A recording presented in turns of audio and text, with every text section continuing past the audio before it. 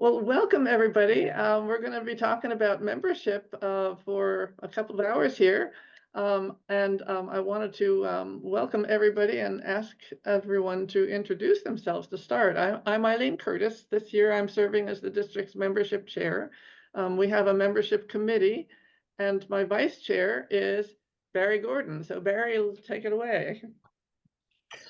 As Eileen said, I'm on the membership committee. I am also on the membership committee of Fairfax Rotary, of which I'm immediate past president. And we've had amazing success bringing in new members. We've got 14 new members this year and have a bunch from last year. So for me and to discuss with you, the issue is, yes, bringing in new members, but trying to figure out how to retain them. So, and I am also the Innovative Club chair for the district. Thanks. That's it. Mark? Hi, I'm Mark Werlow. I'm assistant membership chair. I'm co-membership chair for Woodbridge Rotary. I've been a Rotarian since 2003 and involved in membership probably since about 2015. I'm past president twice. And I'm in North Stafford, and I'm basically a salesperson for Rotary. I think it's a great organization, and I think we need to build younger members, younger than me at least. Is there any particular aspect of membership that you would like to be honing in on today? Not particularly. This is the first meeting that I for this, and so I'm basically going to sit here and listen and try and absorb. All right. Ms. Wagner, you are up. I'm Carol Wagner. I'm in the Vienna Rotary Club. I've been in it for about a year with my husband. I'm going to be taking over the role of treasurer for Viva Vienna. That's our big fundraiser. And I've just been trying to learn more about Rotary. So I've been taking a number of these, even though I'm not directly involved in some of the, the subgroups within Rotary, but just interested in finding out as much as I can. Okay, great. Thank you. Jeff, hi. We've communicated several times. Nice to see you in person, sort of. So I'm Chip House. I am the membership person for the E-Club of Global Peace Builders, and that raises a couple of issues I'd like to get to, if not today, sometime. One is we have a category of partner members, so members who are members of other clubs. Sorry about the sentence there, but Eileen, you could be a partner member of our club because you're a member of your own club, and then you join ours as well for a modest fee. And they're can be as important to us as full members. The other dilemma that we face is that as a cause club, and I'm new to all of this, but as a cause club, we can recruit in two different ways. First, we can recruit people like me who are peace building professionals and who come to Rotary because of that area of focus. We may or may not morph into regular full-scale committed Rotarians, or we may not. And so we need to strike a balance in our club between the people I can easily recruit, my professional colleagues, and the people who are more likely to become committed Rotarians. And between those two, between the partners and the professional peace builders, we'll have no trouble finding new members, but will they be the right members? End of sermon. Great. I hope we'll have time to get back to you on that point today. Thank you very much and welcome. Joe Scheibler. He's hiding. I'm the Are you there, Joe? of the Falls Church Rotary Club. I joined Rotary in 1999. We're trying to. I didn't hear what club you're in, Joe. Falls Church. Falls Church. Thank you. Falls Church. Is there anything special that you would like to be talking about today?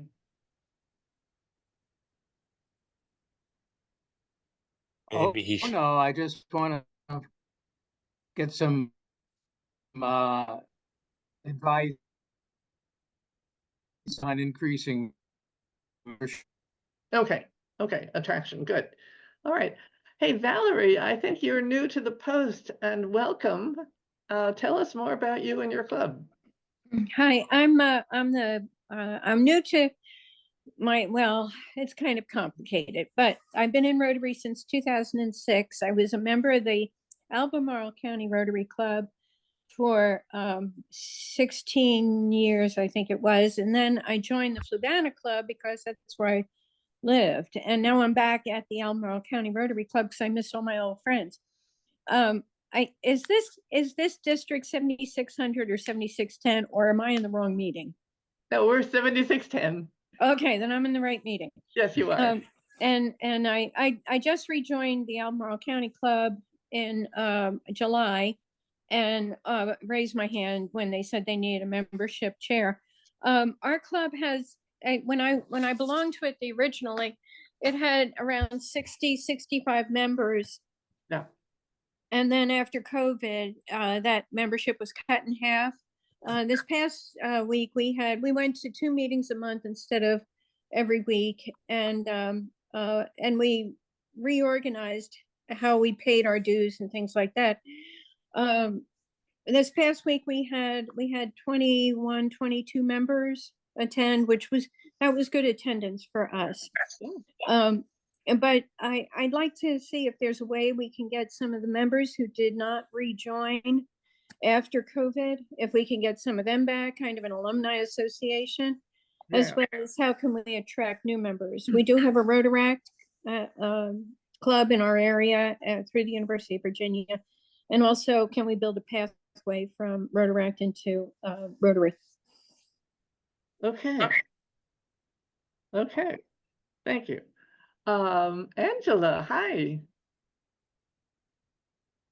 Good morning, everybody.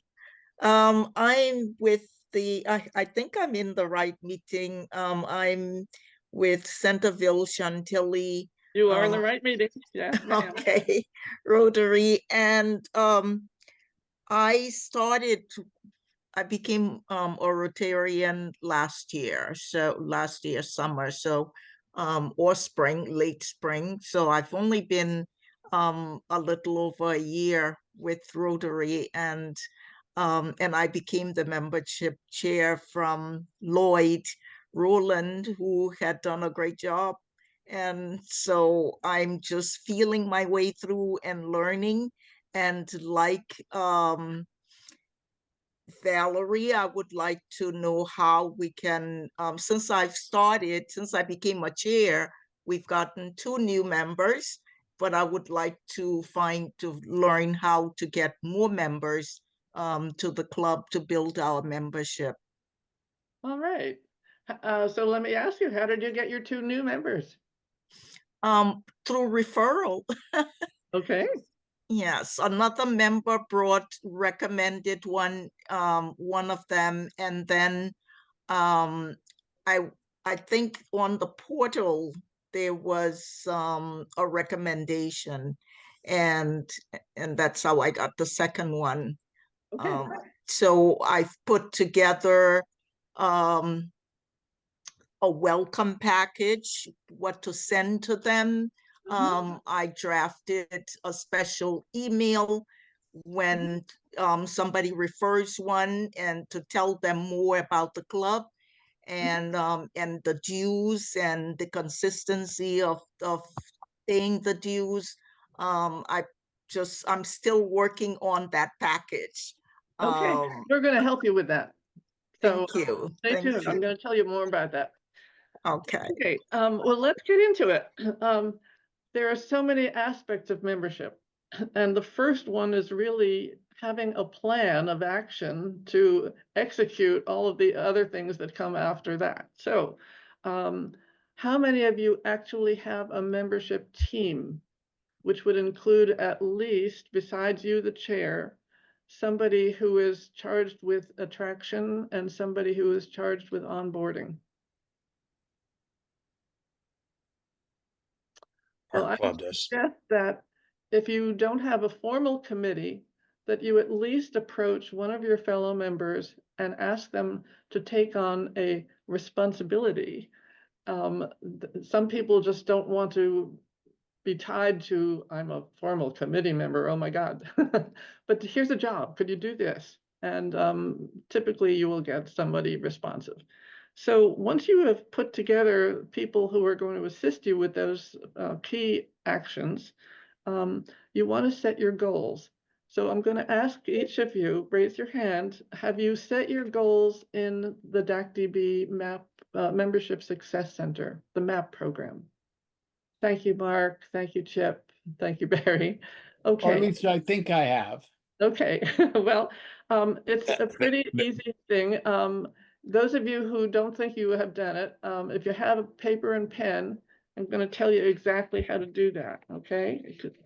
And we ask you to do that because it really is important to the Rotary to know how many people they can count on when they're doing their budgets. And it's also important because it inspires you to stay on track. Those people who actually have a plan and set a goal are more likely to achieve the goal. So that's simple. Okay, so for those of you who have not done that, you know how to get onto DACDB. Does everybody work with DACDB here? Okay, so there is an icon that says Membership Success Center. You want to hit that icon, and you will see that it says automatically sending you into the Membership Action Plan. Okay, now that you're in the Membership Action Plan, there's a menu on the left, and you want to click on Membership Goal. Then you click on Set Your Goal, Edit Goal, and enter the number of the members that you expect to get next year. Now, the Rotary International asks you to set a net growth goal of 5%. That may sound easy. It's not, because there is also an annual attrition rate that statistics across the board of organizations find to be the common denominator. It is a 15% attrition. And that means in order to get to your 5% net, you want to bring in 20% new members each year. So you and the president should decide on the number you're going to enter into that, but we hope it will be equivalent or approximate to that number. Okay. Once you have set your goal, I want to invite you to put on your calendar on the second Monday of the month at 5:30, a Zoom program for you membership chairs. It's run by the zone coordinator. His name is Terry Weaver, and it also invites guests. We even have a Rotary International director who participates every time.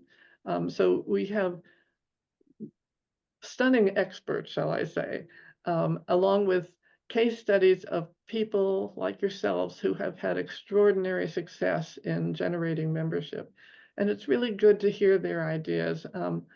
Barry and I have been in this for a while, and I still get ideas from them. So I recommend it. It's the second Monday of the month at 5:30 p.m. Okay. I have something extraordinary to share with you. Maybe you've found it, and I hope if you have found it, you've used it. But I'm going to put something up on screen here. Can you see at the bottom here, there is a fire set in an orangey background. It's called the Ignite app. Raise your hand if you have, thank you, Mark. All right, okay, we got people doing it, good. Because it is one of the most fabulous things.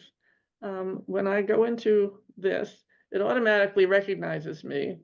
So you have to get your credentials established once. After that, you don't have to do anything. It will see you and put you right into the moment. And there's lots of wonderful things to say about it, but because we're on membership today, you want to go into the prospective members button. Come on. And up comes a screen that says first name, last name, email, and phone. When you are talking to a prospective member, all you need to do is collect those 4 pieces of information and hit send. And you know what happens? They get an application, and they also get entered into the CRM model, which is the composite place for all of the leads that are in Rotary. You don't have to do any paperwork. It's very cool. So I hope you will learn to love the and use the Ignite app. Leads.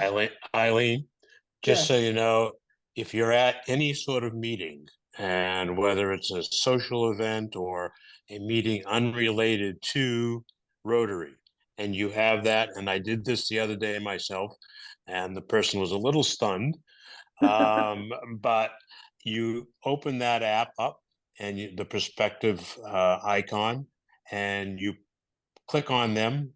They'll put in their email, etc. And then it's your job, though, to follow up with them in a few days and see if they're truly interested. But you don't forget who they are, and it really works well. And it's really important what Barry just said. I ran a chamber of commerce for many years, so I know a lot about recruiting. And the key element in that is that once you have talked to a prospect, you need to follow up within 2 days.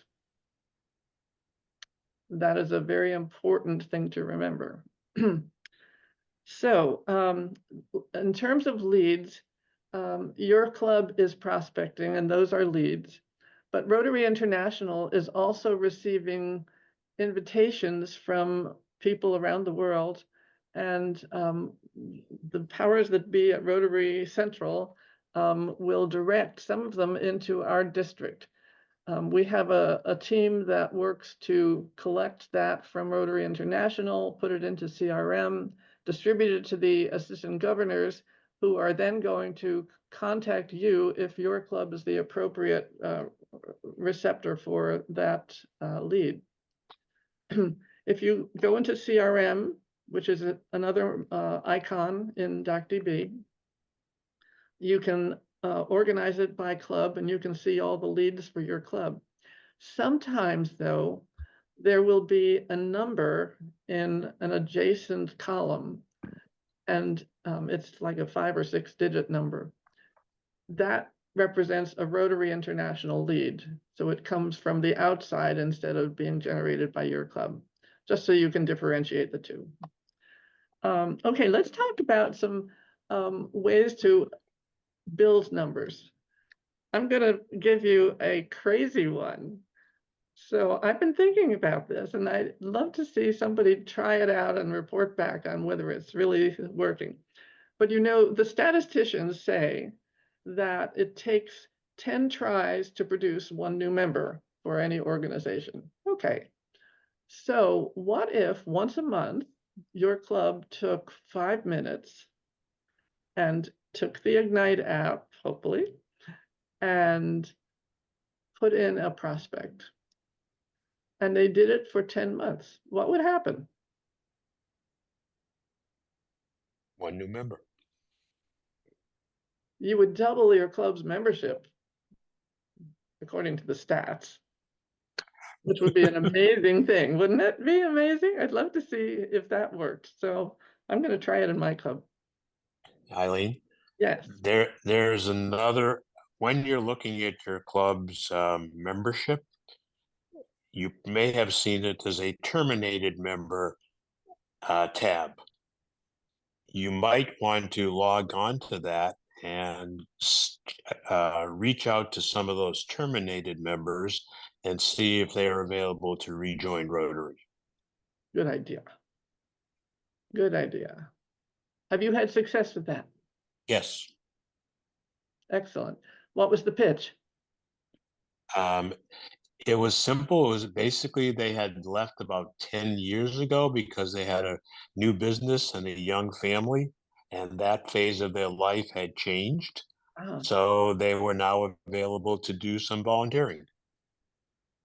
that's easy. Thank you. It was very easy. Yeah. Okay, great. Some of your clubs may be in an area where business professional networking is an important factor for you. And you all are familiar that there is a business classification list that you can access, but you can just do your own survey. People do join Rotary in order to expand their professional networking. So it's legitimate. Try it. So let's, any questions about prospect identification before we move on? Anybody have a new suggestion? I like Barry's. Have you, Eileen, are you going to talk about homeowner associations and things of that nature? Go for it. Okay. You may live in an HOA or a condominium, and there are a whole group of people who have some affinity for each other because they're living there. And they might be an ideal group to attract to Rotary, to start to become part of your club, to become part of a satellite club or an impact club. And there's probably a club room in that community. They can meet there. They don't have to buy lunches. They keep their costs down, and they see each other and know each other on a regular basis. Some may not prefer to see each other, but most of them do. And you might look at them as a potential group to become part of a Rotary. That's And all. it actually works. I'm working with a group right now that has shown tremendous interest in forming a Rotary Club. It's in the works, and I hope to have an announcement soon. But it's exactly as Barry explained it. They are all located within a certain building and compound, and they're all service-minded people because they have, most of them come out of the military. So we're very excited about that. So yeah, it's a whole new option and opportunity. All of these apartment buildings, independent living associations, lots of opportunity there.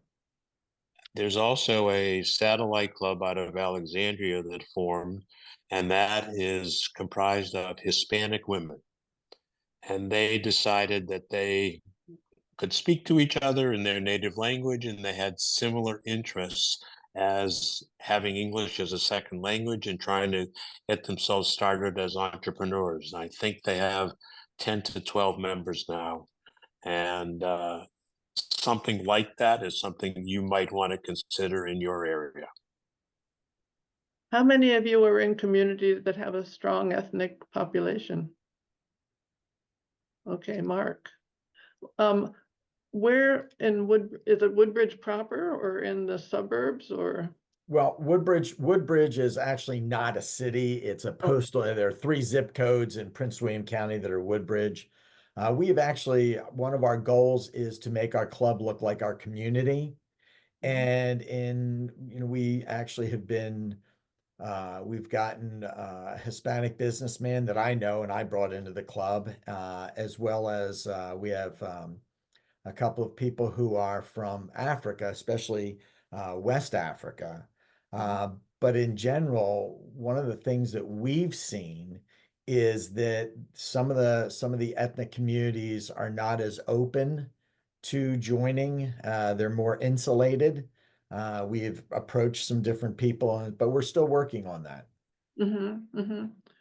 Which communities do you find receptive? Well, that's the problem. Right now, it seems to be West African because we have 2 West African members, okay, that brought people in. But other than that, it's been hard to, so to speak, break into some of these communities. Does anybody have any suggestions on that?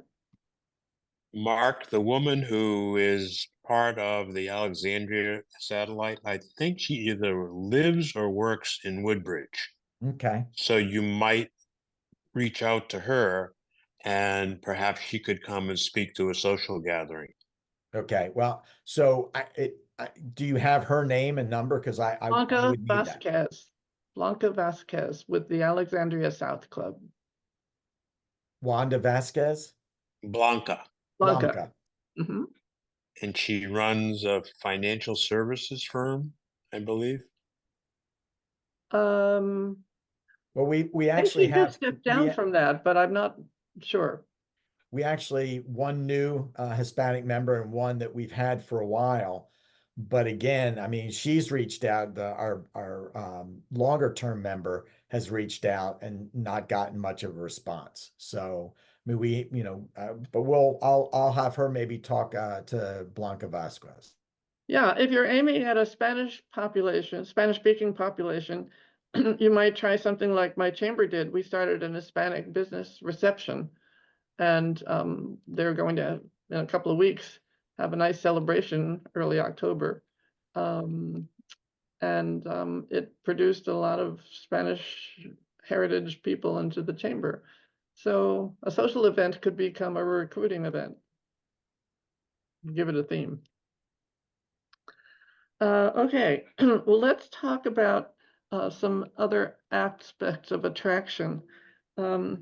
Marketing, for instance. How many of you have a local newspaper still active that you can contribute to? Nobody. How about social media? Do you have an active social media component? Yes. Okay. Do you find that it is working for you? No. Okay.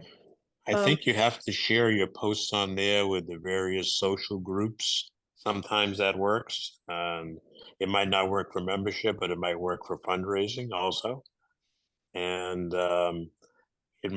there's a Loudoun County Social Collective, Fairfax County Social Collective, Farquhar County Social Collective, and they have thousands of members. And you can become a member of that and also try and attract people to come to Rotary. Do you all publish a weekly or bi-weekly bulletin? Church has a weekly news. Sorry, Joe. We used to publish our meeting notices, but we didn't get any. Okay. Fair enough. You have to try a bunch of things to see which one is going to work for your community.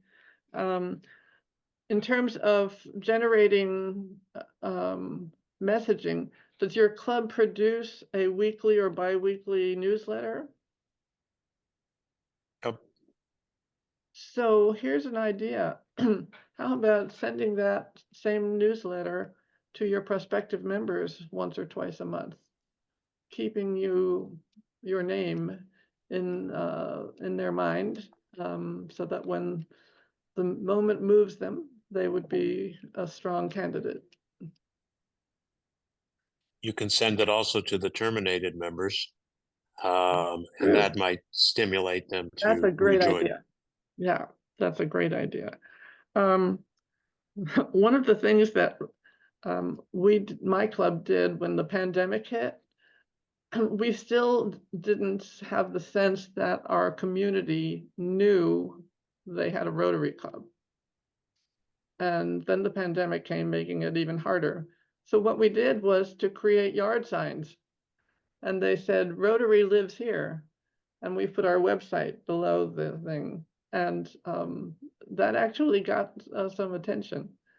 Another thing that we did was to organize a public event on a topic of consequence.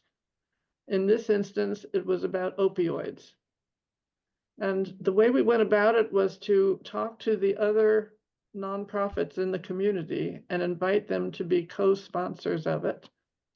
And then we got some really big names. We got the state just retired Secretary of Health to be one of our speakers, along with the doctor somebody from a police force that dealt in that area. And we invited the public, of course, and we invited a TV crew. So we were able to televise the event and rebroadcast it. Any of you have access to a community television group? No, okay. Well, is Woodbridge is in Prince William, isn't it? Yeah. So see if there is a Prince William community television. If that's something that you think would be of interest. Well, not necessarily. I mean, we're just south of Fairfax. I mean, it's not, I mean, we, I don't believe that there's a community TV station like in many of the rural and outlying areas. We're part of Northern Virginia metropolitan. So, yeah. Okay. Mark, will Fairfax TV, community TV allow you on, or is that considered evil? Wow. So look, when I got here, and you guys probably have been here a lot longer, when I got here in 91, Prince William was excluded from being in Northern Virginia. They screamed, "We're not Northern Virginia." And then we've morphed into Northern Virginia. But I'm going to tell you that the perspective seems to be from Fairfax and Prince William that there's a separation. We actually years ago did something with a community TV station. I was interviewed about one of our charity events, and we got nothing. I mean, it wasn't Fairfax's fault, but it's just Prince William doesn't have access to it, and they're not looking at it, and it's a completely, it's a completely different thing. I laugh the fact that when we look across the Occoquan River, we look at the Occoquan River. Fairfax looks at the Occoquan Ocean. Okay, when it comes down to it, so no, it would be absolutely zero impact. Okay. I'm in Fairfax, Mark. So here's an idea, and Valerie, I think that this one could be particularly useful for you as you rebuild your club.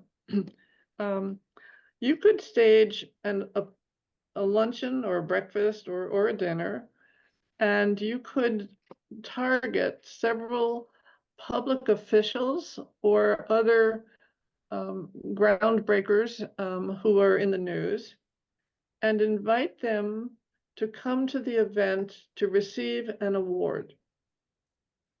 Now, I got this idea from one of those Zoom programs I mentioned earlier. And the speaker said that he had done this and it was very successful, but the really catchy part was that 50% of the guests joined the Rotary. So I thought, wow, 50% is something that I pay attention to. And it sounded like fun. So that's another idea that you might explore. Eileen, as you say that, this on one level, this discussion goes over in my head because we don't have a physical place. On the other hand, we live online, and in another life, I'm on the board of a global peace building group that works exclusively with peace technology and the arts. We could do a public event. Yeah, you could. And we could not call I live in the netherworld between Falls Church and Fairfax counties. We wouldn't call either of their community television services, but we could make our own video if we knew a little bit about how to do it. Our club on that level is challenged because I'm not the oldest person in our club, and not everyone has the relevant skills, but we are actually struggling to define what it is an online club can do in a public facing kind of way. So this is really helpful. I'm not going to get anywhere today, but I like the idea of an event.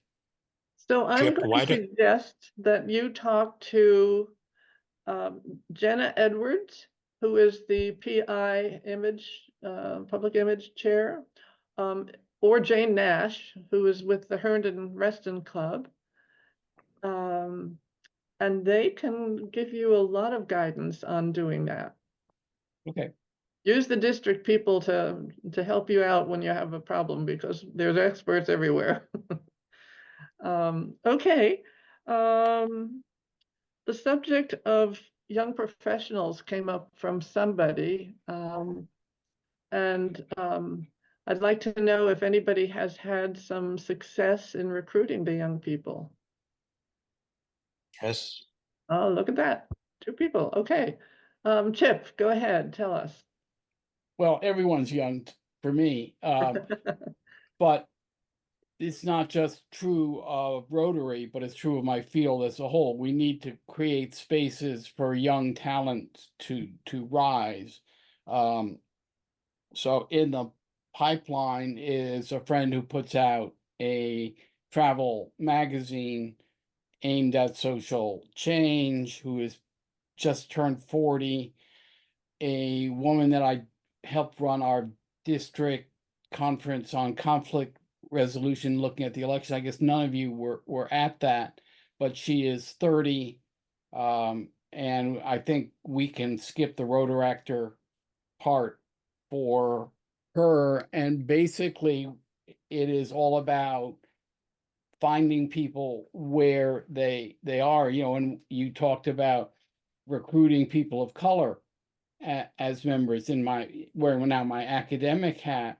When we've had to hire Black and brown scholars in departments I've been associated with, we had to look creatively. We had to look so in the department I'm associated with at Mason, to hire an African American conflict resolution person, we had to find someone with a history degree from a HBCU who did not obviously fit the profile, but fit it perfectly once we realized what he had done. And so I guess what I'm saying is proactively recruiting. But when you see people, see if they might be interested in Rotary. And most of the people I hang out with, Rotary would not be an easy social fit. And so you have to make that clear to them why it might be. And if we can, in our case, we need to develop programming that would bring them on. So we're getting there. We're not experts. So I think that you and the peace movement within Rotary and our district are one of the key leaders in attracting our young people. And the other one is environment. This past year, our district stood up an environmental committee. David Feld at the Bailey's Crossroads Club is leading it. He's also now a member of the membership committee. And I'd really like to see him used in a special way. I'd like him to be invited to be a speaker at your clubs. Mark, Okay. Mark, you wanted to say something? No, one of the things that I think that we've been doing, trying to get new members, is being aware of people who don't fit our club's age demographic. But at the same time, we're not ignoring people who fit our club's age demographic. So, it's looking at opportunities. I guess what we've tried to do, and we've had some success, is look at who our service providers are. Like the guy that I brought he does all my HVAC for people that I recommend and properties, etc.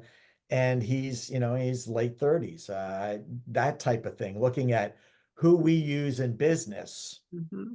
They're probably the demographic that we were when we were invited into Rotary, and looking at that as an option to gain new younger members.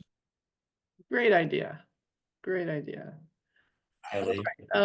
And Chip, while we have David Feld ready to speak, we'd love to have some of your people as well. There are still clubs that are doing Zoom either as a hybrid, or we have a couple of clubs that are just Zoom only. So we could certainly entertain getting one of your people as a speaker. Yeah, I know. We do hybrid club. Our club is hybrid, and we've been able to bring people in from outside And actually, we have a younger member who Zooms from work. Yeah, Yeah, and I know I met David at this thing in Warrenton a couple of weeks ago. It's a good idea. And several members of our club are more than willing to give talks as long as we don't have to leave our living rooms and wear ties. But I could be talked into doing either. And, I'm local, so. okay, Barry? Eileen, two other things. What we found was the newer, younger members can't meet at specific times each week. So we have a Monday lunchtime meeting. For most of them, that's just impossible. So our satellite club meets once a month for breakfast. In addition to that, has a service event at least once a month and a social once a month. Nice. And if all of you are not very familiar with impact clubs, those are specifically geared towards service events. Those people virtually never want to meet for lunch and chit chat and all those things. They want to go out and do projects. So whether it's a project involving peace or the environment or food pantries or whatever it is, they're especially attracted to those type of events. Thank you. Yeah. Our club is also a hybrid club. I attend meetings every week, but I don't go in person every week because I have a conflict, another meeting that conflicts with our meeting. So I'm allowed to attend virtually. Yes, technology has afforded us a new way to engage people, and God bless it. So, okay, one of the things that businesses use very successfully is something that we Rotarians really should consider adopting. I'm sure many of you are familiar with the concept of the elevator speech. And this is basically a 30 to 60 second intro in a conversation that you're having. You pick the right moment and you just explain that one of the things you do in life is you serve as a Rotarian, and you've really found joy and purpose in it. You tell them about a couple of service projects your club is involved in, and you tell them that we have a certain ethical standard that allows them to know that they are with people of similar values, and that it's an opportunity to do something bigger than yourself. It would be a great exercise for your club to just sit down and have everybody write their own elevator speech, and then practice saying it so that they don't have to refer to their notes. But it works for business. There's no reason why it shouldn't work for Rotary. And I think that the opportunity frequently is bypassed by our members who just don't have the words to meet the moment when they could be explaining Rotary to a friend. It's done in a very casual, conversational manner. It's not pressuring them. It's just giving them some information and a sense that they too might be someone, well, they would be someone who would be qualified to be invited, and let them start thinking about it. Right, Barry? How do you do it? Well, as you know, as Eileen knows, I'm not very shy. By training, I'm an attorney. And as I've told everybody, including my former partners, how do you go into a room and walk up to people and tell them, you say, hi, I'm Barry Gordon. I'm an attorney. I do this. What do you do? And that's a 30-second pitch. And follow up with them. If you're shy about it and you don't ask, you won't get. So, and I would typically follow up in one way or another 7 times, and Eileen said 10, which is fine too. But they need to recognize you, they need to know you, and they need to feel comfortable with you. And this continues on when you're in Rotary. I make an effort once or twice a week to call members whom I haven't seen and ask them if they're okay or whatever. And fortunately, they say, usually it's, hey, I'm sorry, I've been sick, my spouse has been sick, et cetera, but they know you care. And having them feel a connection with you is extremely important to keeping them as Rotarians. Yeah, and we're gonna delve into that aspect of membership more deeply in a few minutes. But to conclude our section on attraction, the gurus at Rotary have highly recommended a template called Discover Rotary. Are you all familiar with this? Okay, so Discover Rotary is an opportunity where a few prospective members, typically a few, maybe 4, are invited to a special event. Event is too strong a word, perhaps, a meeting where there would be a few from the Rotary leadership.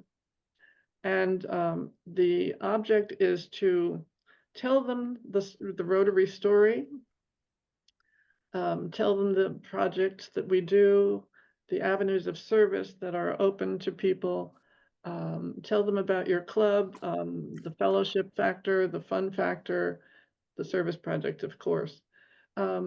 Basically, you want to describe what's happening, but there's a format to it. And I will tell you, I personally used the formula before I knew the formula. So in my club, we had very, very few women when I was asked to come into the leadership line.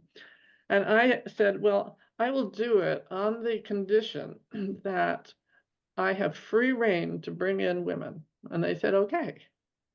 And so what we did was to begin a series of high teas. And we had ladies come, and we had the champagne and the china and the cookies, and we had chit chat for about 20 minutes. And then we invited them to the living room, sat them down, and we told the story of Rotary. And then we asked them for their questions, etc. And we kind of closed the deal. Well, this worked incredibly well. My club is today 1/3 women. And it basically was the same combination of things that the Discover Rotary does. Invite a few people, make it a social occasion, meet over a beer, meet over lunch, meet in a house. It's nice to have a home setting, but if you can't, pick a nice spot where you can hear people. The noise factor could be an issue. And once everybody is relaxed and social, that's the time when you go into your spiel about Rotary. Again, the people who have created this say that there's a 50% success rate. Mine was 50%, so I encourage you to think about it. And I just attended one, actually. I was with the Gloucester Club last week, and they were having a social in the evening at a restaurant. And they had a video presentation of their club, and they had several new members there, and they all looked like they were about to join. So I said, wow, wow. Okay, so that's sort of. Hey, Eileen, Yes. we call ours a fireside chat, and we Yeah, have it that's the old annually. name, and it's the same thing, really. Yes. Have you used it, Mark? Yes, as a matter of fact, we're getting ready to come up on another one, probably late October. How often do you do them? We do them, try and do them about once a year. Once a year. And we did one at my house. So we're going to be having it at my house. My wife is also a Rotarian. So we're going to host it and do it that way. So what we found out though is that sometimes our different chairs run on at the mouth. So I've told our president it's a 5-minute limit for everybody. Yeah, that's a good thing. Can I encourage you to do it more than once a year? Maybe quarterly? We do it when we have new members or people who are prospective, Mhm. okay? And Right. so that's what we do rather than trying just to do it in general. We Right. try and meet the need. And so if the need arises for more than once a year, we will, but Mhm. meeting the need of when we're bringing new members. And we just brought in 7 new members this 2 meetings ago. Wow. That's awesome. We're going to talk about onboarding next, actually. I just wanted to, before we go there, talk about Rotary stories. I'm a writer, I'm a storyteller. I love stories and people love stories. And so anytime you can infuse your presentation with not simply the rules of the road, but a story to bring it to a personal living thing, it's a good idea. You know, I tell the story about a man I met at a Rotary International conference in Hamburg, Germany. And we were sharing a cab because it was raining that morning. And he sounded just like me, but he was representative of Sint Maarten in the Caribbean. So we got to talking, and it turns out he was born and raised in Reston. But he was running a Domino's franchise, so he was down in St. Martin. So anyway, a hurricane of great destructive power came and took out everything that operated in St. Martin. The government was not able to manage all of the restorative needs. So he and his club went out and they cleared roads and they reopened schools. And I thought, what a great story. That is Rotary in action, servicing an extraordinary need. I met Archbishop Tutu's daughter, Thandika, at a conference in Baltimore, and she was preparing to order 20 million Tutu desks to help the children of her African nation have the basics equipment to be in a learning environment. And she was planning to finance them, fundraise them for 20 million desks, and she's well on her way to achieving that. These are great stories, and they're very human stories, and I encourage you to share them. Yeah, Barry, you got one. One of the things, as you know, we have a youth exchange program, and one of my other jobs is youth exchange chair. If you want to have kids who've been out of the country on exchange or back into the country on exchange, they make fantastic speakers for your club. And also, we're looking for clubs to sponsor students going in and to other countries and back into our country. It forms a connection between Rotarians all around the world that you never, ever have unless you've had kids living in their homes. Thank you. Yes. So pull together your stories. Your club has stories. You know people with stories. Use them. It's a very effective tool in the makeup of the overall chat. So onboarding and retention are two other key aspects of this whole membership journey.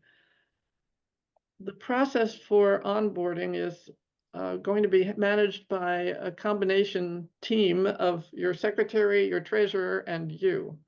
Every club distributes the micro activities involving this onboarding in a different way. So I'm just going to say that know that you are interacting with those other two people. But in terms of the human touch, you obviously are going to introduce yourself and represent yourself as their guide in the process.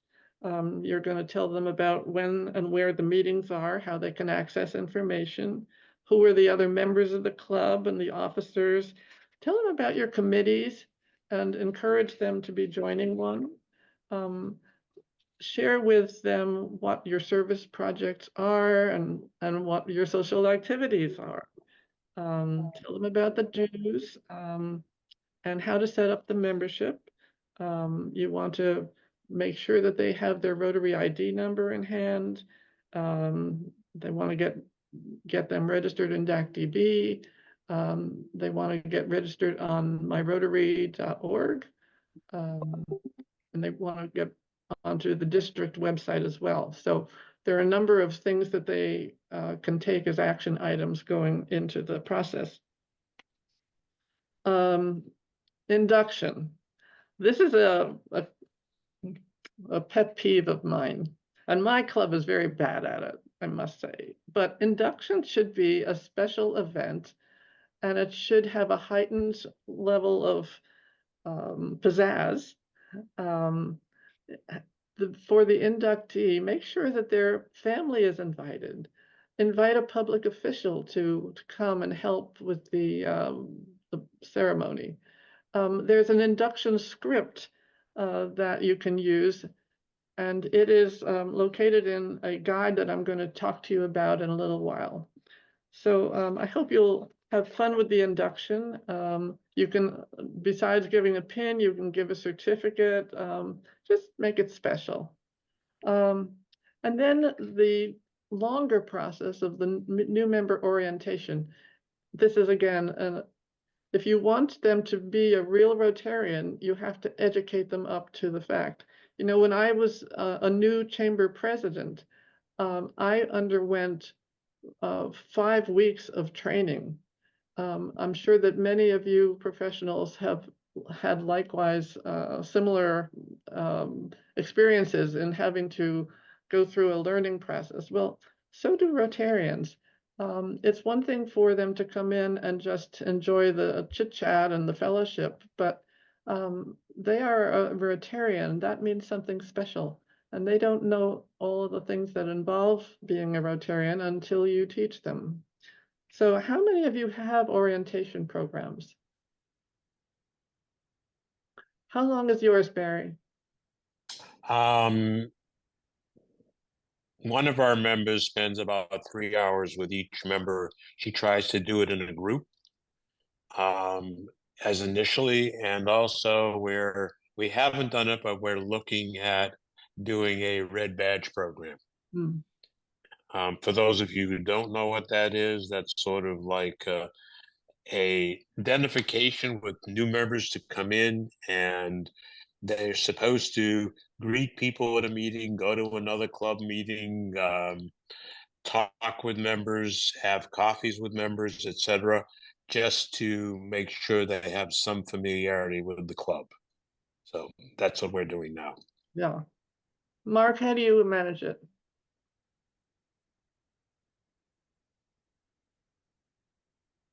Mark, you're muted.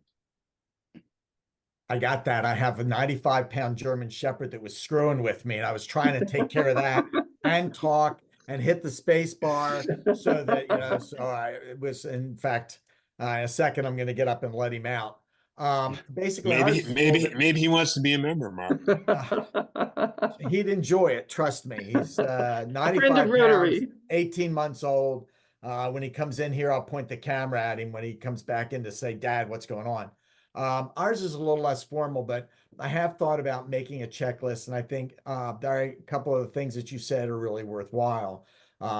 Being more of a greeter, for one of the meetings, and I think going to another club's meeting, I think is a great idea. I think it's a great idea. So, And ours is a little. So I have a pamphlet that I put together years ago for them that I have to update.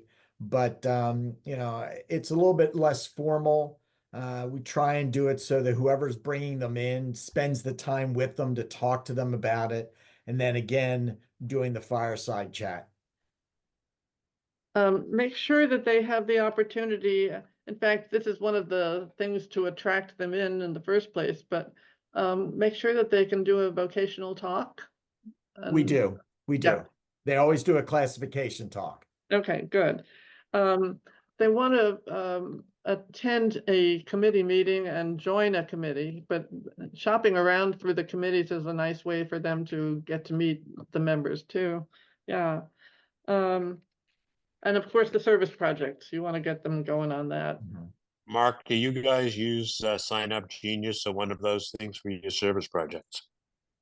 I actually have 2 accounts with Sign Up Genius, and I've talked a little bit about that.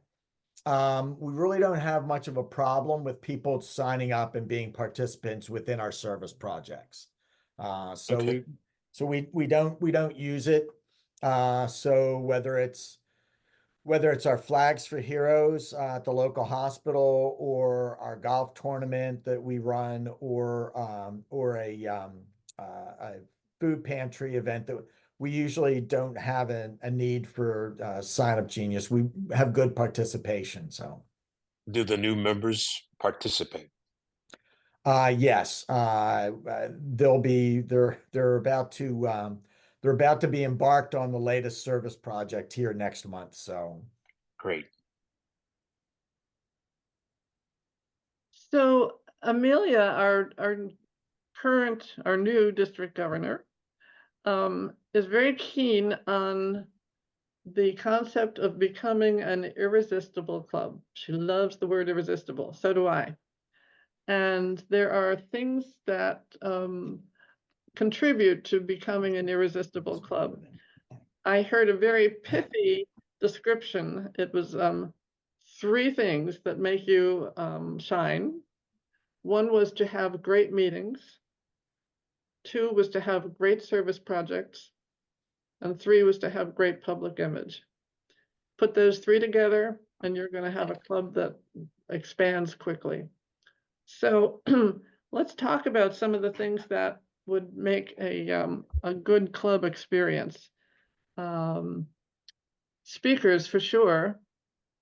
But when the prospective member enters the room, that's going to be an important moment for them.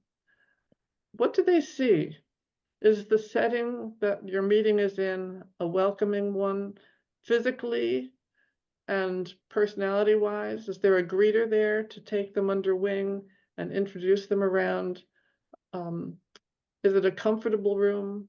It doesn't have to be the Waldorf, but is it a nice looking room? And of course, are the speakers doing a good job in terms of topic and presentation? So things to evaluate for that. And then how is the networking and the social engagement in the room? Is there energy? Are other people coming up to personally greet that person? These are important things from the perspective of the visitor, because it's not easy to walk into a room full of people who already know each other. Somebody needs to be proactive in reaching out, and hopefully it's going to be a lot of you. Meaningful service projects. I would love to hear what some of your service projects are, some of your great service projects. I want to present these to the entire district because I think we need to have more ideas for this. So Valerie, why don't you start us off?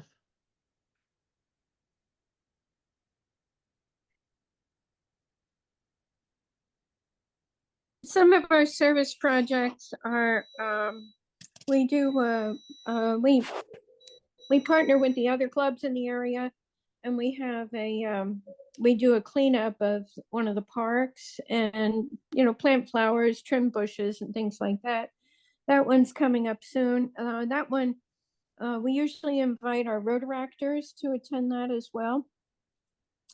Some of our other service projects, we support a couple of children's programs, collecting coats and things like that for children, school-age children. I'm trying to think of what other ones we have, because I'm relatively new to the club, so I'm not familiar with all of the service projects that they've been doing. Before COVID, we used to have a service project every other month. Mm-hmm. So I'm not sure if they've been able to maintain that with the drop in membership. Wouldn't that be a great goal for every club, to know that there was something every month to do, so that you had a 12-month calendar? Yeah, we used to do roadside cleanup, but it's, and we've kicked that idea around a couple of times now. It's on a busy road, and I don't understand how VDOT does that. I think I think they should leave the busy roads to the professionals and not volunteer groups.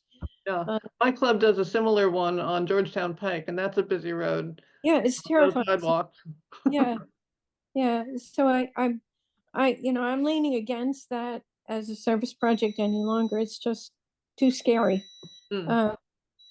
But we used to do that twice a year. I'm trying to think of what other ones we've had in the past, but it's been an active club all along. Okay, all right, thank you, Valerie. Angela, what are some of your club service projects?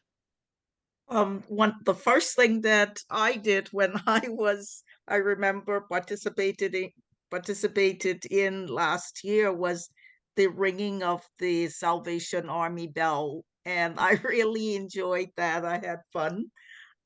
So I'm looking forward to doing that again this year. It's during the holiday season, so that's coming up in a couple of months. How did And the people coming towards you to contribute know that it is Rotary ringing the bell? we were wearing smocks or aprons, and some of us had caps on to identify. And I'm about to purchase my first Rotary T-shirt, so I Okay, plan to wear so that. you wear your Rotary. Yeah, so Okay, okay. yeah. All right, what else? And then we also collect books and supply them to the local schools for their libraries. We also do a scholarship fund, Mhm. and those are the things that I know offhand that we do. What are the rules for the scholarship? I don't know offhand because I'm not on that committee. Is it for a college or technical education No, beyond high school? it's for high schoolers. Right. Go to college. Yes, high schoolers to go to college, yes. Okay, okay. All right, anything else? Now, that's all I can think of right now that we do. But the books project is really it's really successful. We collect books, and the scholarship fund also is successful. I want to say about the Salvation Army bell ringing, we were able to raise, we had shifts. So I was there for the shift from about 2 to 5. And within that time, we raised I think over $300. Okay. How do you publicize that to your members or the community? We just have members sign up to do it. I mean, And after you've raised it, how do you promote it? At that time I wasn't membership chair, so I don't know what they did, but I will find out, because this year I want to really I want it to be even more successful. Do you all know that on the DACDB set of icons, there's one called engagement? And if you hit engagement, your club's stats are going to come up, and it's going to give a dollar value to the number of hours that your club members have done service for that. That in itself, I think, is a powerful tool to share in attracting a new member. Eileen, you can do that on the Ignite app very easily. Yes, thank you. Okay. Yeah. You can take selfies, you can email other folks, and you can put in your service hours. Right. Okay. Does the Ignite app also give one the dollar value? I haven't seen that, but I haven't looked for it. Yeah. Yeah. So the easy way to register your service hours is on the Ignite app. If you're looking for a dollar amount, at least you can find it on the engagement icon in DACDB. Okay. Carol, tell us about your service projects. Well, some of the ones we do, we have a Christmas party for underprivileged children every year at the community center, where they actually the big part of that is they actually make a gift for a family member. So we have little wooden boxes or picture frames, and they paint them. There's Santa Claus there. There's a photo booth. They then go into a room and they get to pick out a toy. We're lucky in that one of our members is, I don't know his exact title, but I think he's the head of marketing for Toys for Tots. Mm. So they gave us a room full of toys. So we do that every year. We also do the bell ringing, and we stand outside the giant food in Vienna. Excuse me. And one of the ways we let them know we're with Rotary is we have the Rotary banner hanging up behind us while we're ringing the bell. We just had a cleanup day for the town of Vienna. We also did some meal packing. I forgot the name of the organization that we worked with because this is the first time I've done it. Rise But Against Hunger, maybe? I'm sorry? Rise Against Hunger? That could have been it. They provide us with all the parts, and we put together a pack of oatmeal with dried apples and cinnamon. Uh-huh. And we packaged, I think, 5,000 of those. Another big one we do, and this is actually very popular. Every year we provide a dictionary to every third grader in the Vienna area elementary schools. And it's, inside the dictionary, we put a sticker that has, that notes that it's donated by Rotary. And then our members go to the elementary schools and present it to the third graders. And it's a huge hit. You wouldn't think a dictionary, but I think for some of these kids, it may be the first book that's theirs. And so they're actually, we go through a little presentation where we have them look for a certain word, and we, just a little games we do with them with the dictionary. And that's a huge hit. Nice. So those are some of the big ones that we do. Some of the kids find words that they say, uh-oh, and they said, don't tell your mother. Yeah.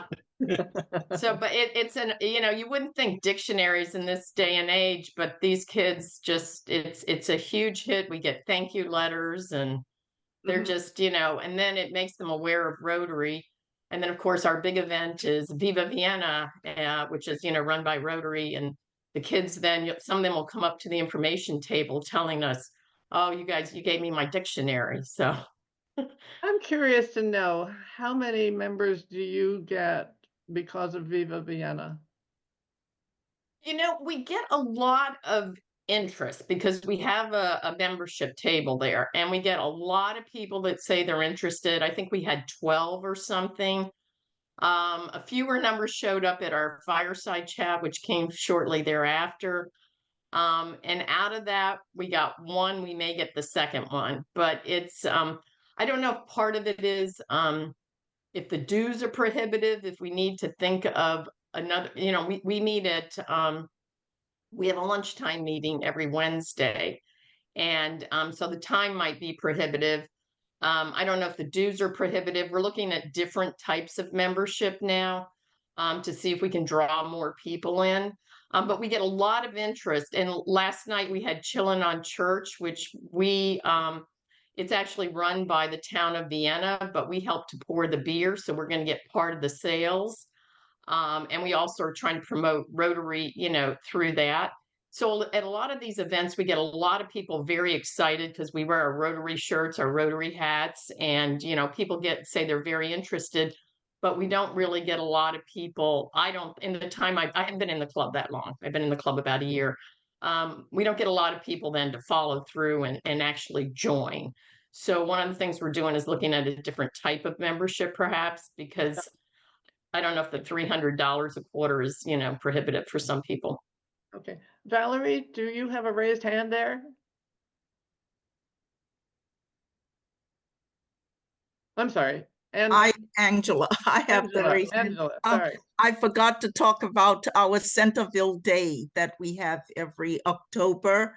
And this year it's going to be the third Saturday in October. I think it's the 19th. And we usually, at the Centerville Day, we usually have pets, a parade of pets. Maybe that's something you want to bring your dog, Mark. But we have, I think the parade of pets, they give prizes out to the pets, and they have judges to judge the best performer, pet performer, or whatever. So it's on the 19th, and you just gave me an idea. I don't think they have that, but I'm going to talk to our president about it, so that maybe we could have a membership table at Centerville Day, so that we can sign up, because a lot of people attend from the community. So I have something important to share with you all. If you don't already know, the district invested in a Rotary Roadshow package that includes a 10 by 10 tent with the Rotary signage. And there's a 6-foot table with a table throw that has the 4-way test on it. There are banners, there are rack cards, and the tent has a QR code on it. So any passerby who clicks on the QR code will automatically receive an application and get entered into CRM. This is very cool. So it's just starting, and we have already been overwhelmed with requests for the package. So Amelia went and bought a second one, I believe. Dave Furia at the Warrenton Club has agreed to manage this. He is our district sergeant at arms. So he is keeping the calendar, and he is arranging for the logistics in transferring the package, which lives in Warrenton, to various clubs. If you have a community event coming up, it would be wonderful for you to have the package there. And by the way, our district's membership committee would be happy to join you if they can, for helping you present at the event. So that's one thing. What was the second thing we were talking about? Oh, I had an idea. Anyway, all right. Let's go on to Chip. Do you have service projects? In a peculiar kind of way, any service project we do will be peace related. And so far, they have been internal to Rotary. Okay. So we have done, I think now, 3 district peace conferences. We're planning a 4th. We were asked by Amelia, Ralph Menzel was asked by Amelia to have our club do the difficult conversations workshop 2 weeks ago. We will also, in ways that are not clear yet, be involved in the partnership between Rotary International and George Mason's Carter School on Conflict and Peace. We're very excited about that. Yeah, and I'm actually involved personally. My wife and I are personally involved on both sides of that. The other thing that we ended up doing, and Ralph and Amelia were both at this, my wife and I hosted a meeting for people who don't think about peace builders but want to work with us in peace building, and Ralph and Amelia, Gretchen and I were all at that. And then finally, the one thing that is floating out there that may or may not be relevant here is that I've gotten to know an organization called Garden for Wildlife, which is a for-profit outgrowth of the National Wildlife Federation. Nice dog. That likes to partner with nonprofits. Be right back. To do outreach project, service projects in Rotary's terms, and is also a fundraising mechanism. The founder of that is someone I know who has since left, but they are eager to work with Rotary, and it's just fallen down my to-do list a lot. But I will, Eileen, at least get to know more about what's happening there before the district conference. Wonderful. Thank you very much. Barry, do you want to talk about Yeah. your service projects? A very small project, but one that has, I think, good meaning.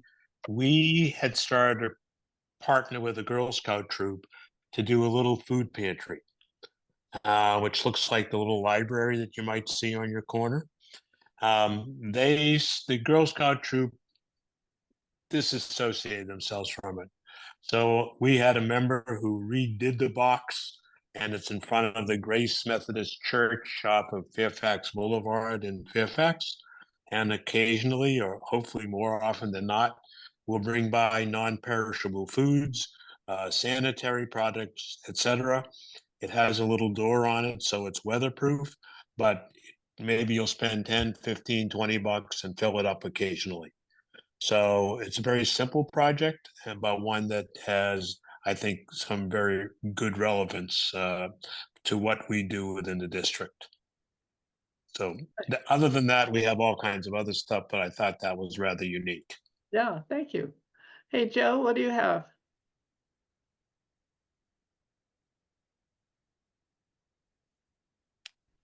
We have a cleanup. We have it in a church, Washington Street from Okay, clean up. to Anything else? it. Or just a conference. Oh yeah.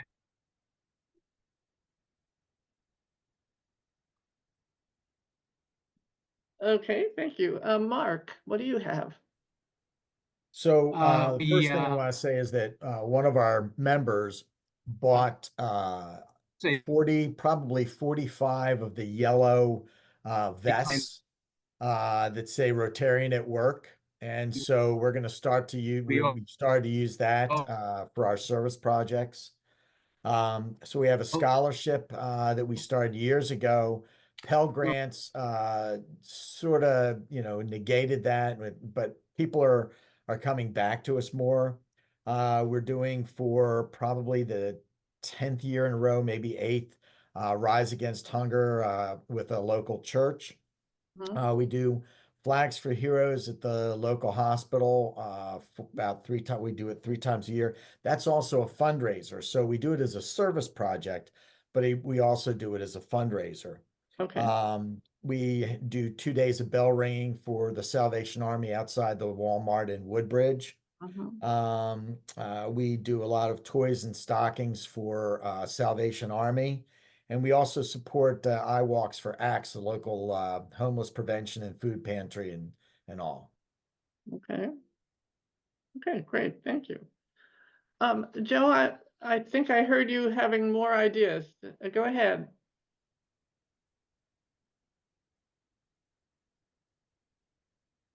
we pay and with schools, graders, and we've been fortunate to have the essay winner and the we invite their parents who had been those first, second, and third place who are the essay winner read his, which is when. Okay, thank you. I'll tell you a little bit about my club. Our entry. Okay. All right. Thank you, Joe. High school student, but then.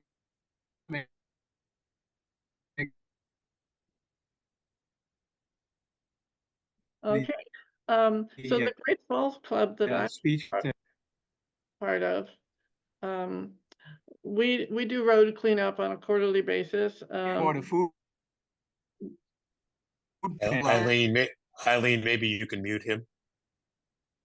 I What? don't- I think we've moved on, Joe. Hang in there. We on a I quarterly basis. Guess they found it is Okay. We do a quarterly food for the homeless shelter. We have an unusual situation. We have a horse therapy center called Lift Me Up, and we go and clean the barns and do the yard work that's necessary and such. And we have a derby once a year near the Kentucky Derby time. And everybody buys a horse and names it for $100. And then we have a series of throw the dice, pull the card, and the various horses move along the track. And it's great fun. The horse names are really fun. There was one wag who bought a couple of horses, and the first one he named here, hold this beer. And the second one was named, what's the problem, officer? So we have fun with that. We do the Rise Against Hunger. We do food packaging for kids who don't have food over the weekends. And our international project, once a year, we partner with a club in India to support some need. This past year, it was for raising money for cardiac surgery for infants who otherwise die before the age of 5. So those are our service projects. Anyway, I wanted to spend some time doing that specific talk because I think that service projects along with fellowship are the two drivers that get people interested and keep members involved in Rotary. So I'm going to be on a campaign all year trying to get clubs to tell us about service projects so that we can share the ideas around. Okay.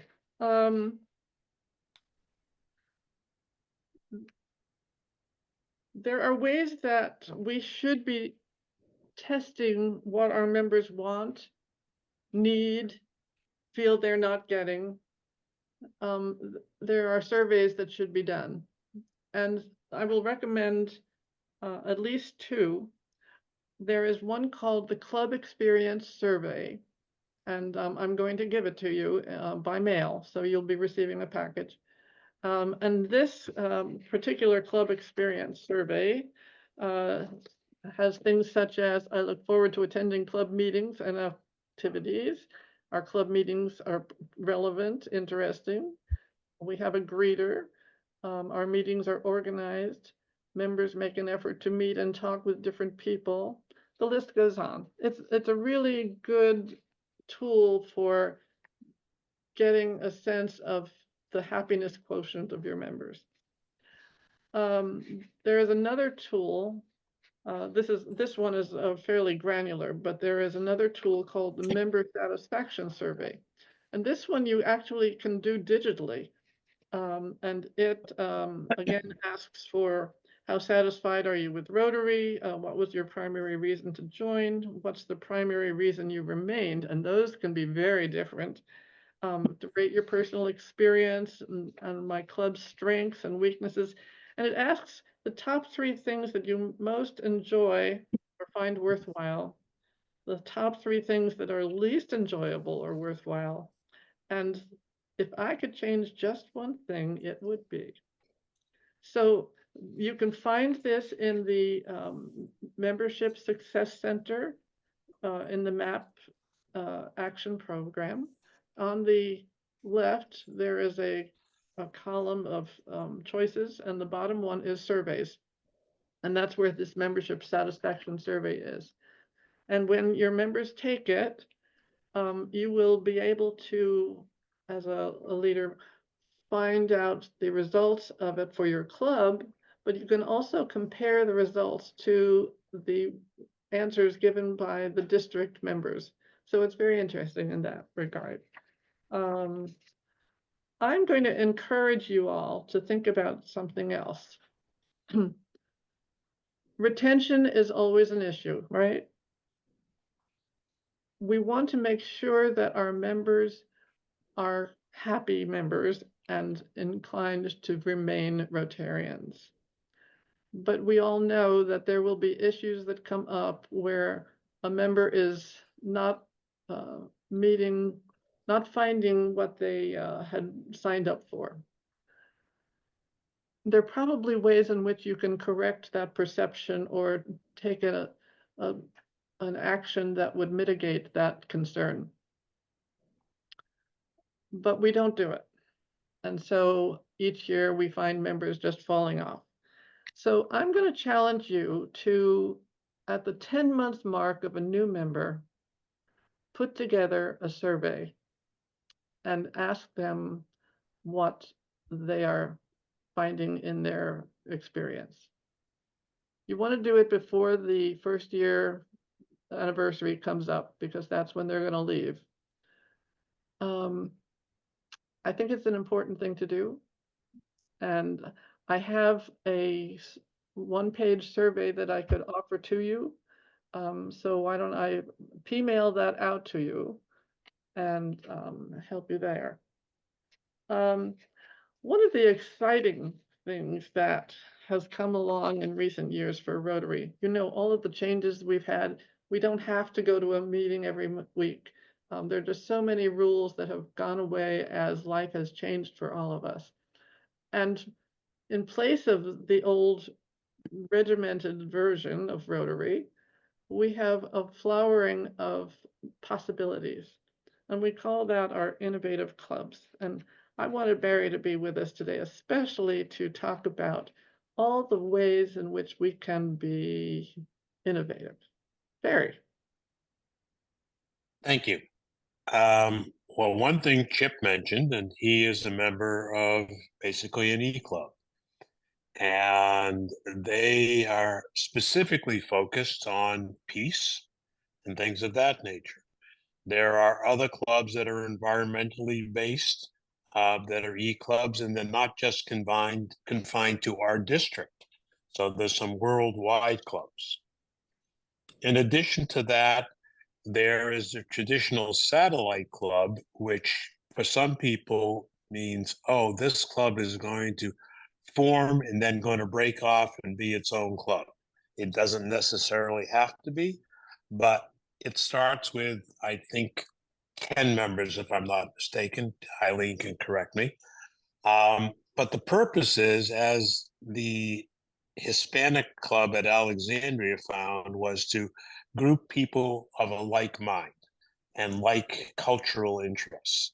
It also gives an opportunity to meet at other times and do service projects and things of that nature. And maybe they don't want to come to a meeting twice a month or 4 times a month. They just want to be together and feel a good bond between them. As an offshoot of a satellite club is a companion club, which is probably 90% service projects. They do service projects on their own. They do service projects in conjunction with community organizations, whether it's a library or a charity or whatever it may be in their community. Some impact clubs are being founded in our district, which aren't even connected with the parent club in this district, which is a whole different animal. And the reason that happened was because the Impact Club could not find a host club within the district to service their needs. So in other words, the host clubs were not very welcoming. But the hope is that once those Impact Clubs are around for a while and gather strength, they will reform themselves within our district.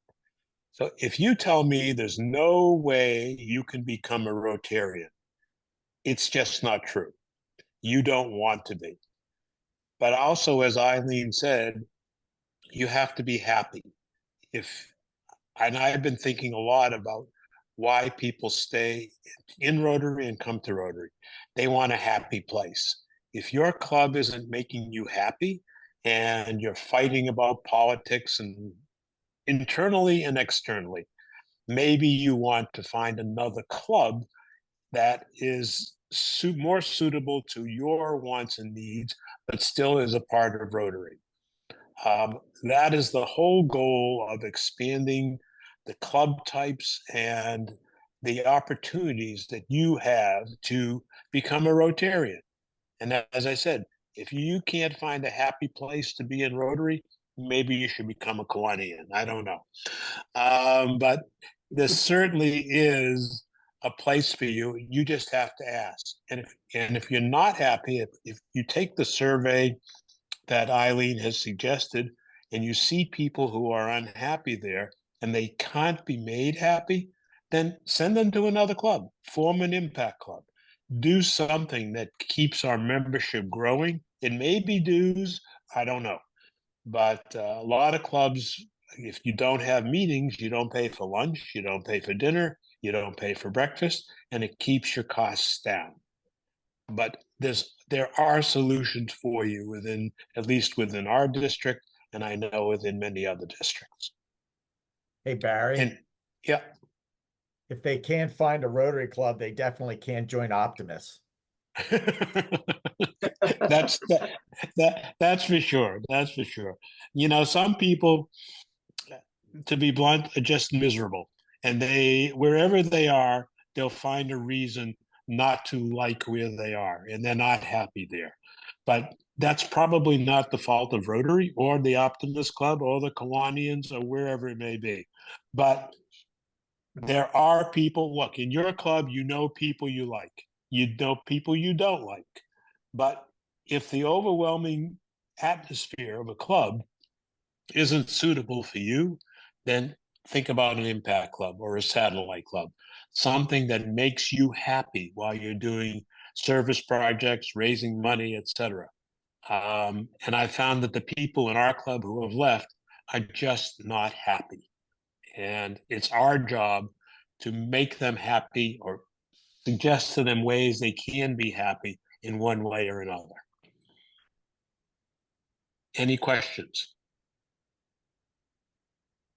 You want to talk about the corporate membership?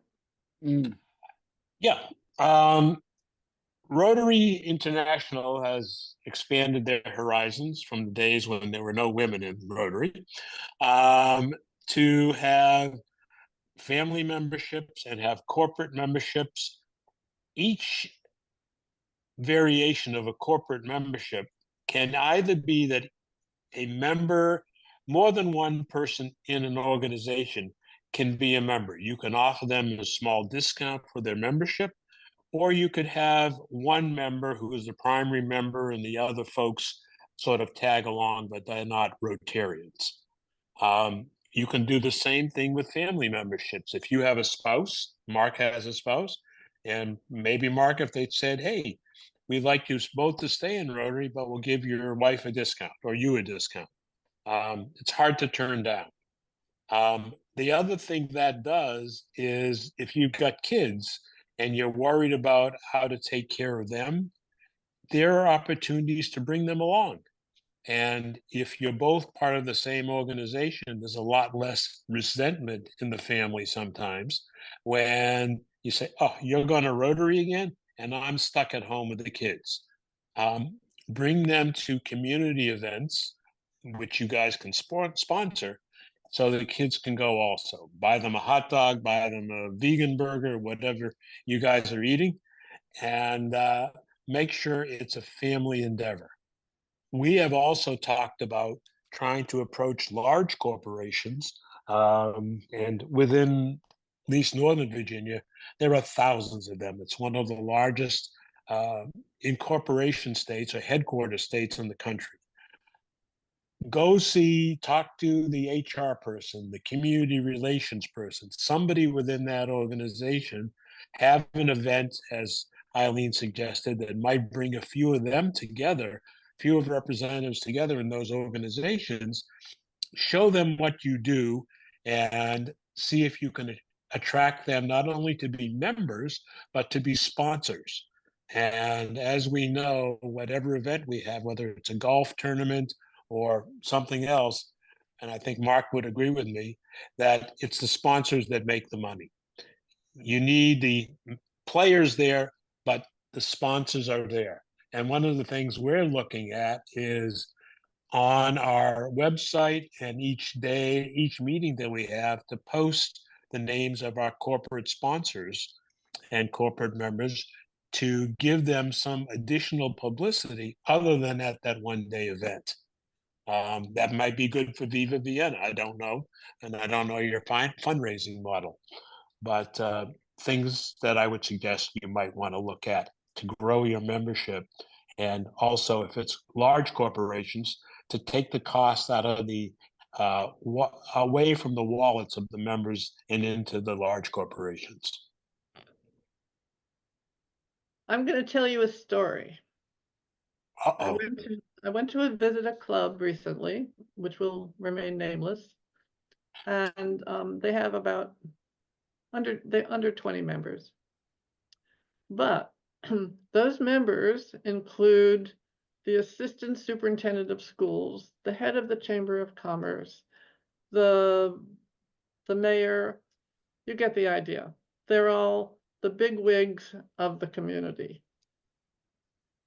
And they would like to grow their club, but in a side conversation with one of their members, she expressed the view that the rest of the population didn't feel that they were qualified to be members of that Rotary Club. Ouch. And so we talked about, well, she said she thought there were a lot of women that she could bring in, but they couldn't meet at the morning breakfast. And so we noodled on that. There are other clubs in our district who have almost solved this problem of time. One club, it's not a satellite club, but they have meetings at different times. So one group meets in the evening and another group meets in the morning. It's not a satellite, it's just a different meeting time, and some people go to one and some go to both. And the glue is that once a month they have a social in the evening where everybody can come together. It's a way that Rotary has allowed us to expand to meet the needs of people and their times. My club went to a format several years ago where we have 2 morning meetings and 2 evening meetings, one of which is a social. And it has allowed more people to be involved in the meeting process if that is their wish. But I wanted to tell you the story because it's a question that I think we could all ask ourselves. Are there groups of people that we are not collecting, A, because of time, or possibly B, because they don't feel that they make the right impression to be a Rotarian? And I'm sure that many of them would qualify. So just a thought to ask yourselves there. Eileen, Yes. one thing, and this is a pet peeve of mine, I can't say it's true for everybody, but I've brought in a lot of members, I've vetted them through processes, and one of the questions is, have you vetted them? And I can tell you, having been involved with 40 plus members that I've worked with to come into the club, I cannot tell you who's going to be a good Rotarian. And if you can tell me that, please send me the secret sauce. And what I've said to them is they will self-vet. They will become good Rotarians or they will leave no matter what we do. So I don't think that vetting criteria, other than the fact that we don't want someone with a criminal background and all that other good stuff, is how you should judge it. If you think they're nice people, that they have a good reputation in the community, that you can talk to them easily, those are candidates for Rotary. And if they have a service heart and seem like happy people, then ask them to be members. If you don't think they should be, just don't bring it up, but give them a chance. Yeah. So we've already talked about one way to think about new clubs, and that is to look at independent living communities and target geographical areas that seem deficient. I just found one. We have a Rotary lead that came in for Middleburg, and I went, Middleburg? Who's close to Middleburg? It turns out it's Purcellville because they're only 29 minutes away. And I thought, wow, there's a whole section of Virginia that we haven't yet covered, so we have to think about that. But the other thing that we haven't really broached, and I wanted you to know about, there is actually a methodology, I guess, for Early Act, which attracts third graders and above. It was piloted a few years ago in our district. Amelia is the expert, Amelia and Sheila, and I can't say that I know a whole lot about it, but it does allow us to think about involving families. I will say the mothers.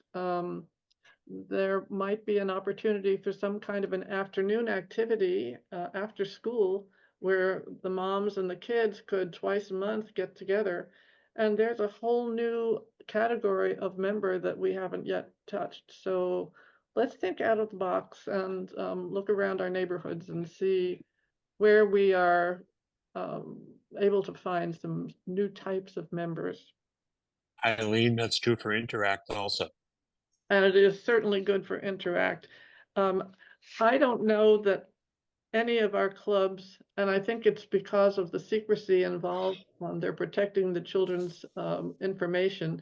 So except for the one person in the Rotary organization who is working with the Interact, we don't have access to the parents' contact information. So there ought to be a way for us to create an event and invite the Interactor parents and their children in a way that you can begin to get to know them, capture some information, and build on that relationship, because that should be an easier one than the absolute stranger in your midst. These parents have seen what the positive effects of Interact experience has been for their kids, and they should have a chance to know enough about Rotary to be interested. Okay.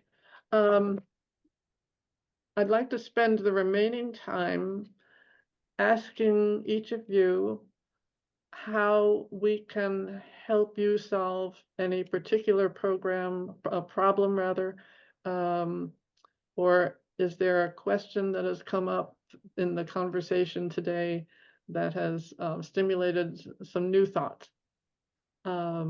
Valerie, why don't you start? You have such an interesting story for your club, and we want to make sure that you are successful in your rebuild.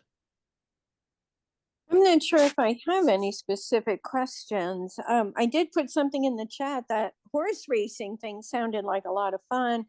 And our club is looking for a new fundraiser. And since our membership is about half of what it used to be, doing a golf tournament or something like that is we just don't have the manpower anymore. And then, I was listening to some of the other service projects. We do the bell ringing for Salvation Army, but what we found, and yes, we have the Rotary signs and everything, and have the Rotary vests and the hats and all that. But we can only get a couple people involved because every other civic organization wants to ring the bell too at the same time. And they only want 2 people per whatever hour or 2 hours or something. So I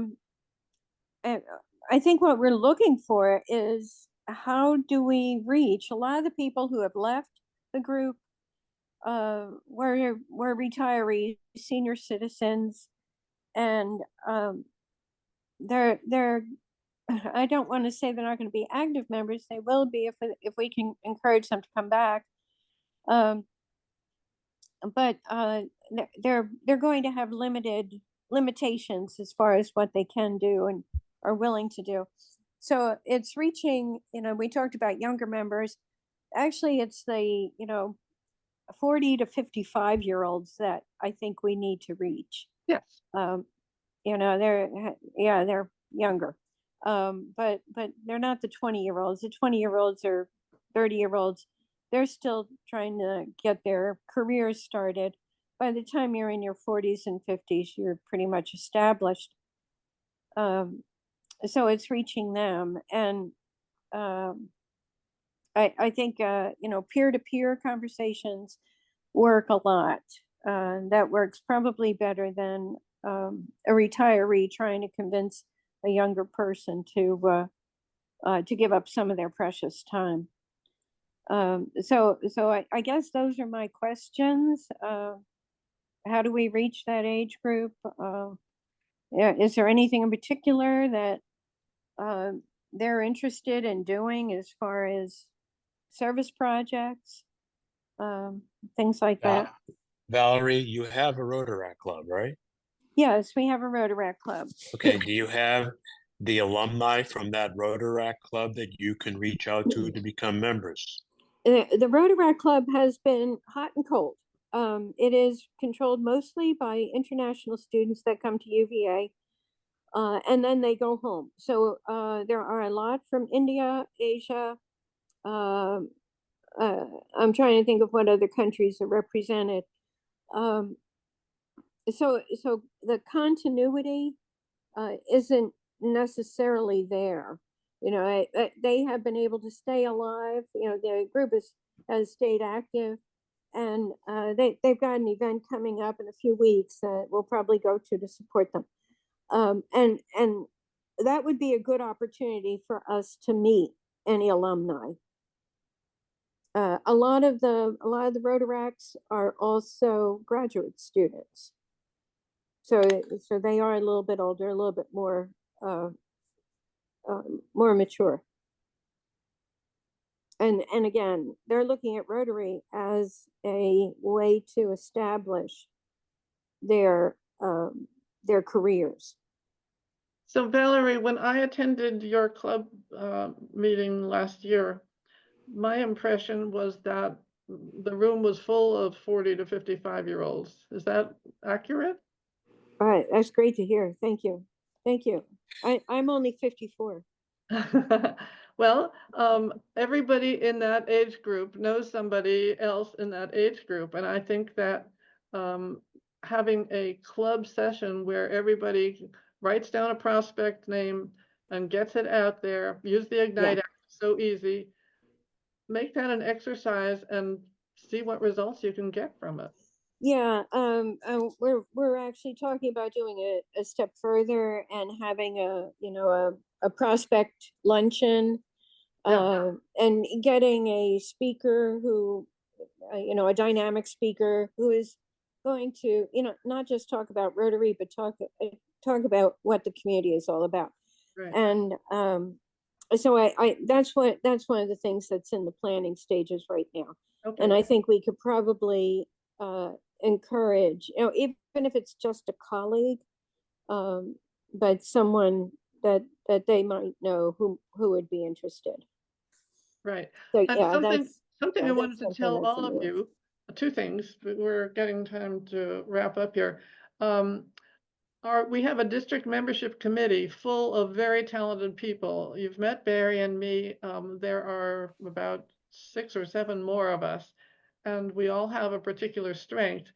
We would be very honored and happy to join you to help your club conduct a Discover Rotary moment. Or if you're having a big community event with the Rotary tent, etc., and you would like someone to speak, if there is a speaking opportunity, we would be happy to do that. So I wanted you to know that. Now, we've talked a lot about various things today. You are all going to receive a package in the mail from me shortly. It is the new Welcome to Membership Magic guide. And this is a curated collection of the best out of the Rotary International Library on membership, condensed into one-pagers.